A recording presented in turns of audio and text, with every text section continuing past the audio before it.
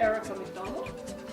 Eric and I work in the same building, and just as an aside, we bonded over on our iPods, and I noticed that she will be looking at something in her hand, and I tell you, it's not. Ericka was born in Jamaica, and as she put it to me, she was raised by a number of people, including her aunt and her grandmother. And then she moved to Toronto when she was 13 to live with her mother, and then came to Vancouver Island just 2 years ago, almost 2 years ago. And she told me that she thought that Vancouver Island was a little Jamaica, because I think it's the ocean that makes it special. So, Ericka.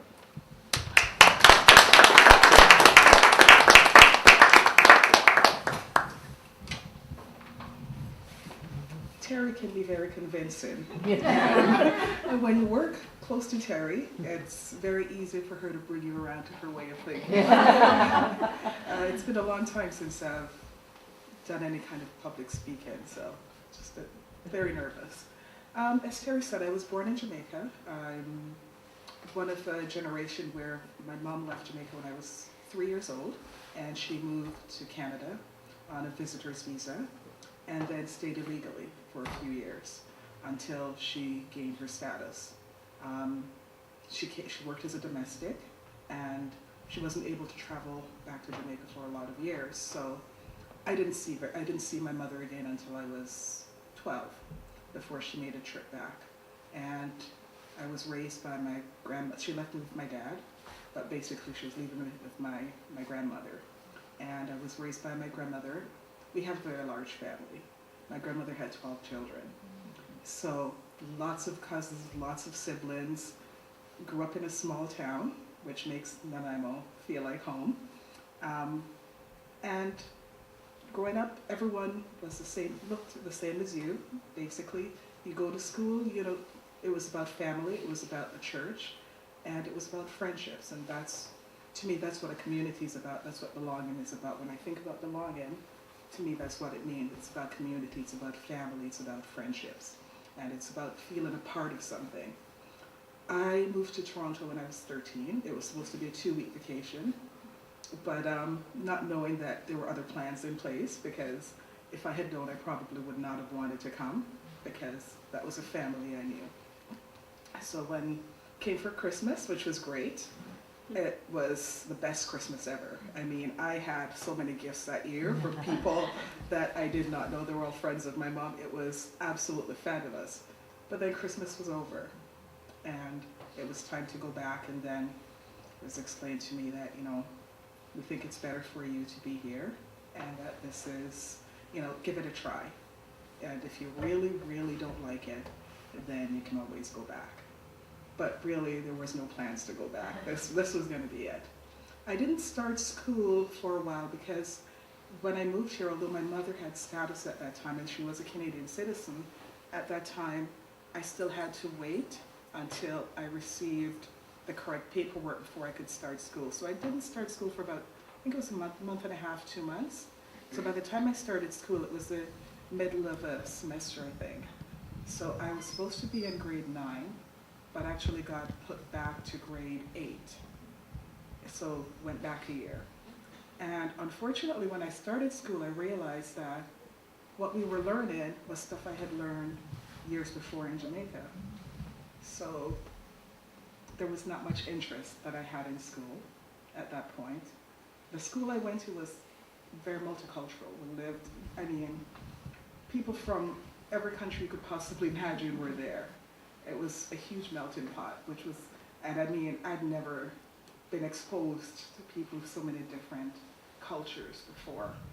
So that was absolutely wonderful. And found it very, fit in, but didn't really fit in. You belonged, but you didn't really belong, because the things I love to read, I love activities where I was by myself. And I didn't really fit in with the other Jamaican students. I didn't really fit in with the Asian students. So trying to find areas where you fit in was really difficult. And because my mom worked afternoons, I had to be home to help with my brothers, because I had 2 younger brothers at that point who were born here. Actually, One was born here, returned to Jamaica when he was about 6 months old, and then he came back to Canada when he was 7. And the baby Mark, he was always here. And we used to tease him so badly because the one trip he made back to Jamaica, he got mosquito bites from head to toe. And he just did not ever want to go back because for him it was a horrible experience. You know, he tried crossing the road and he would put his thumb out because you do that at the crosswalk. You put your hand out to cross the street, and cars don't stop in Jamaica. So it was really hard for him. Mark was Canadian in every sense of the word, whereas Jeffrey had the Jamaican experience, and so did I. So it was difficult. I was part of a family here that was not. I was used to a family where there were a lot of people, and it was a large family. Here it was just my mom, my brothers, and I. You know, her friends. My aunt was here, but I didn't see them very much except for special occasions. You know, we got together. Everybody worked, so nobody had time to get together. They were too busy. You know, they did more than one job, so they were busy. They didn't have time for that family experience. So we were the generation where the TV became our babysitters type of thing. That's where we, you know, that's where we gained a lot of our knowledge. We spent a lot of time in front of the TV because Mom was busy working all the time. So going to high school in Toronto, I didn't feel I really fit in or I belonged there. You know, I graduated high school and went on to community college and did that whole experience. And then I think when I really started to feel I belonged was when I started to work. And I'd always worked. I'd been working since I was 14, delivering newspaper with the YMCA after school program. So I was always busy working and doing other things. But when I really started to feel I belong was when I started to work as an adult and develop friendships through work, and then actually got involved with the church community. And that also with the different activities in the church, then I really started to feel like this is home. And, you know, this is where I belong.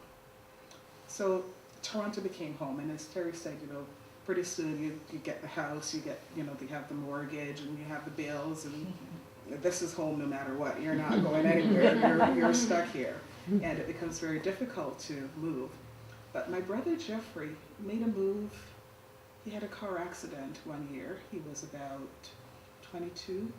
He had a car accident, and it was a really bad accident. He wasn't expected to recover, and he did. And he wasn't the same after. And the Christmas he said to us, I'm moving to BC. And we're like, right, who do you know in BC? He's like, no, I'm going. I want to be there in time for New Year's. And we thought, no, you're not going to do that. You don't really know anybody. He knew one person out here, not very well. It was a friend of a friend. But he's like, no, I'm going. I want to be there for New Year's. I'm going. And we were all surprised when he actually packed up and got on a bus and he headed for BC. And we all thought he was crazy. He didn't know that during high school, when we were studying Canadian geography, BC was one of the places I loved and learned about. I loved the weather. You guys, I mean, come on. Yeah. There is, the weather out here was beautiful. The winters were beautiful. Just from what I'd learned, that was one place I said, if there was ever a place I wanted to move to, it would be in BC. So for him to do that, it's just like, he's going where I want to be, but I can't go because I have responsibilities here. And he did it.